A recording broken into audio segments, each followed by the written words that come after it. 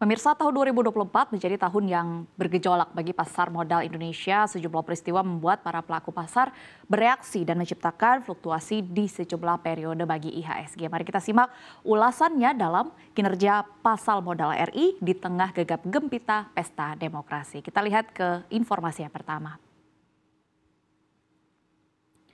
Ya, sebelum kita ulas apa saja peristiwa yang memberikan volatilitas atau pergerakan terhadap IHSG, mari kita lihat dulu ya kinerjanya secara year to date, di mana IHSG dibuka pada level 7.323,58 pada perdagangan perdana di tahun 2024, yaitu pada tanggal 2 Januari 2024 lalu. Pada saat itu kinerja IHSG ditutup naik 0,7% dari penutupan perdagangan sehari atau sebelumnya, begitu di akhir tahun 2023, dan mencerminkan sentimen pasar yang positif terkait dengan January effect atau efek musiman, di mana pasar sering mengalami peningkatan pada awal tahun. Lalu secara rekapitulasi data, IHSG pernah jatuh ke level terendahnya sepanjang tahun 2024, yaitu pada 19 Juni 2024 di level 6.726,92. Ini adalah dipengaruhi oleh ketidakpastian kebijakan moneter global pada saat itu, terutama terkait dengan keputusan Federal Reserve Amerika Serikat mengenai keputusan suku bunga. Selain itu, kekhawatiran tentang inflasi yang belum sepenuhnya mereda di Indonesia serta kondisi geopolitik yang juga menambah ketidakpastian pasar ini turut mempengaruhi sentimen investor hingga membawa IHSG ke level terendahnya sepanjang tahun. Kemudian IHSG juga pernah secara data mencetak rekor tertinggi sepanjang tahun dan juga sekaligus menjadi rekor tertinggi sepanjang sejarah, yaitu pada 19 September 2024 ke level 7.905,39, didorong oleh sentimen positif di pasar saham global dan juga domestik, yaitu meredanya kekhawatiran terkait dengan inflasi dan juga kebijakan suku bunga tinggi serta optimisme investor terhadap stabilitas ekonomi Indonesia pasca pemilu. Dan kalau kita lihat secara year to date, IHSG mencatatkan kinerja positif sekitar 0,5%. Mari kita lihat ke slide yang kedua.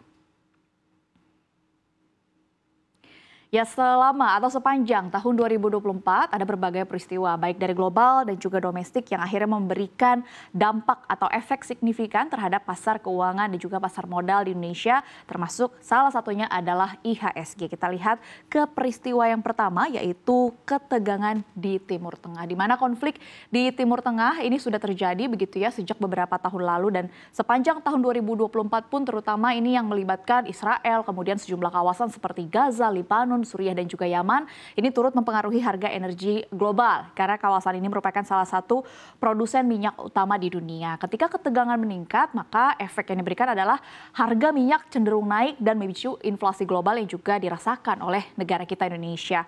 Hal ini pun menyebabkan IHSG mengalami tekanan terutama di sektor-sektor yang bergantung pada bahan bakar seperti misalnya transportasi dan juga logistik karena menimbulkan potensi biaya operasional yang meningkat. Namun di sisi lain justru sektor energi dalam negeri yang bergerak di minyak dan juga gas ini cenderung mengalami kenaikan karena harga acuan globalnya pun terus meningkat. Kemudian kita lihat ke peristiwa yang kedua, yaitu perang Rusia-Ukraina di Eropa, di mana konflik yang terus berlanjut antara Rusia dengan Ukraina ini juga memberikan tekanan pada harga komoditas global, termasuk salah satunya energi dan juga sektor pangan. Sebagai dampaknya, Indonesia yang juga merupakan pengimpor minyak dan juga sejumlah komoditas pangan tertentu menghadapi risiko inflasi.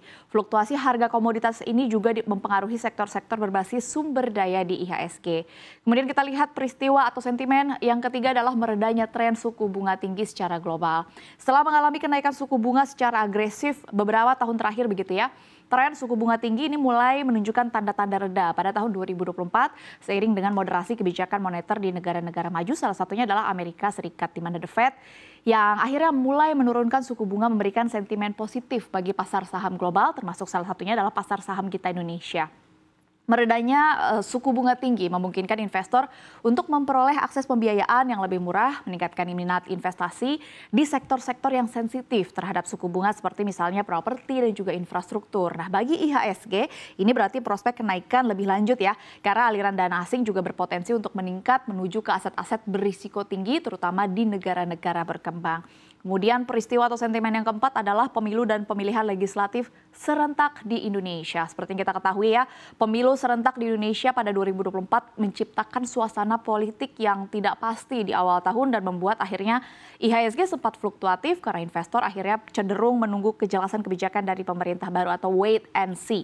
Akhirnya optimisme pasar ini kembali meningkat setelah pemilihan umum dan juga pembentukan kabinet baru yang berpotensi membawa arah kebijakan ekonomi yang pro pertumbuhan. Beberapa sektor yang terkait pembangunan infrastruktur dan konsumsi domestik seperti misalnya properti, konsumsi, dan sektor konstruksi akhirnya menunjukkan penguatan karena diharapkan akan mendapatkan dukungan kebijakan dari pemerintah. Dan yang terakhir yang masih berlangsung begitu, pemilu Presiden Amerika Serikat yang efeknya masih kita rasakan hingga hari ini, di mana ini adalah pemilu presiden di Amerika Serikat tak lepas karena memang Amerika Serikat masih menjadi salah satu kekuatan ekonomi global yang mempengaruhi sentimen investor di seluruh dunia. Ketidakpastian terkait dengan kebijakan yang akan diambil oleh presiden baru khususnya terkait dengan perdagangan internasional dan kebijakan luar negeri Amerika Serikat sempat membuat pasar keuangan global bergejolak setelah presiden baru terpilih yaitu Donald Trump yang dikenal cenderung proteksionis begitu ya. Investor asing beberapa waktu terakhir cenderung mengurangi exposure di negara berkembang termasuk Indonesia.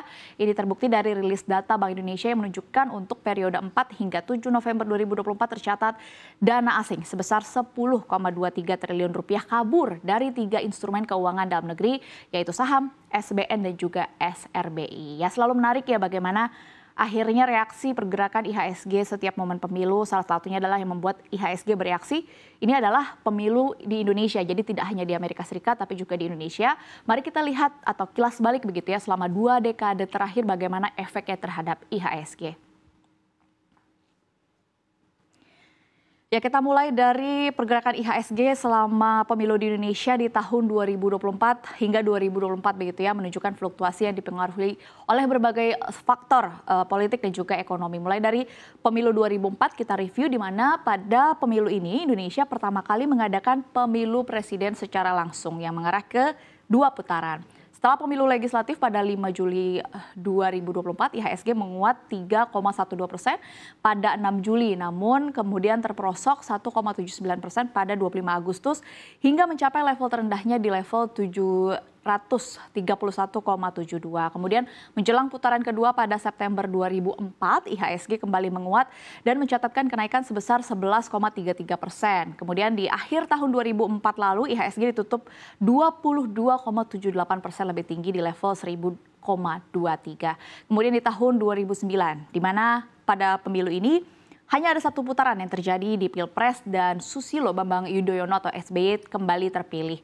IHSG bergerak naik tipis 0,03% pada 9 Juli 2009 setelah pemilu dan kemudian terus menguat hingga akhir tahun dengan kenaikan sebesar 21,65% dan berada di level 2.534,36 pada 30 Desember 2009. Kemudian pada pemilu 2014 kita lihat begitu ya.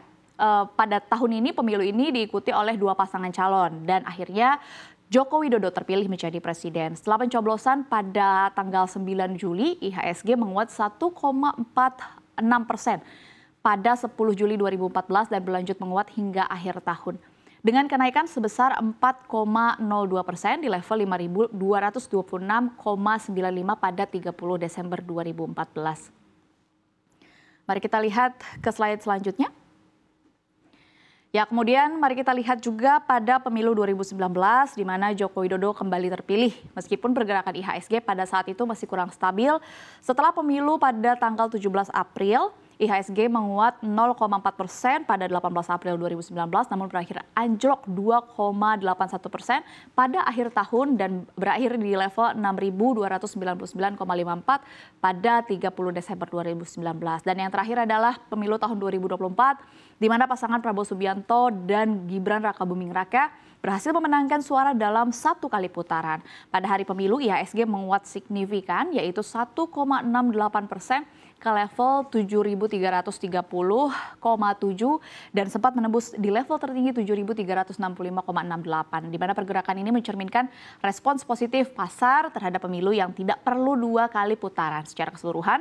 Meskipun pergerakan IHSG cenderung volatil menjelang pasca pemilu, ada tren yang menunjukkan bahwa penguatan IHSG setelah pemilu Ini terutama ketika proses pemilihan presiden selesai dengan cepat atau dalam satu kali putaran.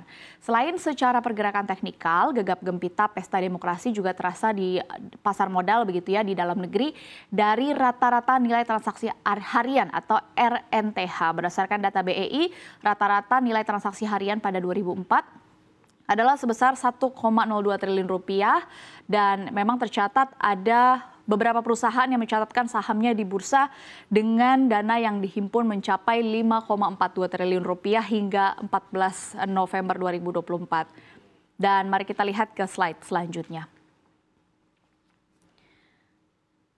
Ya, mari kita lihat dalam sepekan terakhir sudah ada tambahan 3 perusahaan anyar begitu ya, yaitu kalau kita lihat ada PT Das Bara Lestari Tbk atau DAAZ, kemudian ada PT Newport Marine Services Tbk atau BOAT, dan yang paling baru ada PT Adiwarna Anugrah Abadi Tbk atau NAIK atau NAIK. Meski terdapat ada 39 emiten baru yang pada tahun ini sudah tercatat melantai di Bursa Efek Indonesia, masih belum ada korporasi yang melaksanakan IPO senilai 1 triliun rupiah atau lebih di tahun ini begitu.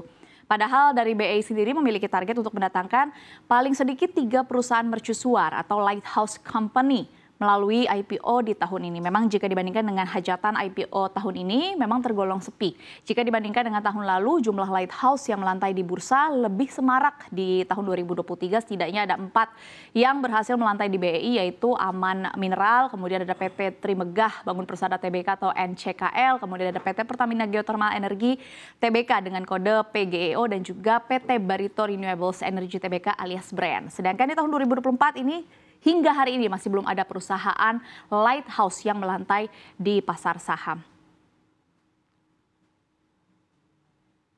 Ya, jumlah dan kualitas perusahaan yang melantai sepanjang tahun juga mencerminkan ya sikap investor dalam melihat fundamental ekonomi Indonesia dan juga situasi ekonomi global. Hingga pada saat ini bisa dikatakan bahwa para investor masih wait and see menunggu kebijakan dari Presiden Amerika Serikat terpilih yaitu Donald Trump terkait dengan kebijakan perdagangan internasional yang sangat erat kaitannya dengan tingkat inflasi global. Mari kita nantikan apakah akan ada IPO dari perusahaan dengan kapitalisasi jumbo di BEI di sisa tahun 2024 yang tersisa kurang lebih hanya 1,5 bulan lagi. Demikian, kembali ke rekan saya Safrina Nasution.